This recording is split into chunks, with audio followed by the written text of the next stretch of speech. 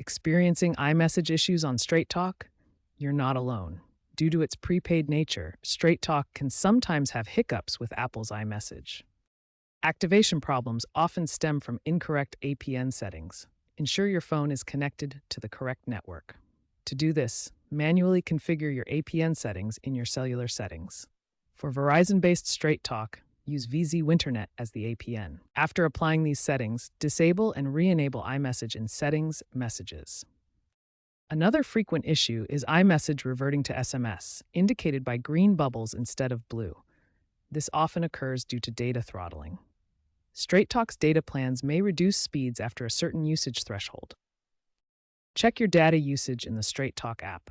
Also, ensure you have a stable Wi-Fi or cellular data connection and that no VPN is interfering. Keep your iOS updated, as recent updates like iOS 18.2 have improved MVNO support, reducing activation failures. As of September 2025, iMessage activation succeeds for 78% of new activations on Straight Talk, up from 65% in 2024, thanks to these improvements. If iMessage defaults to SMS, ensure your MMS settings are correct in your phone's messaging settings. For persistent data-related issues, consider upgrading to a higher-tier Straight Talk plan to avoid throttling after reaching data caps. A key trend is the adoption of RCS as a universal messaging alternative.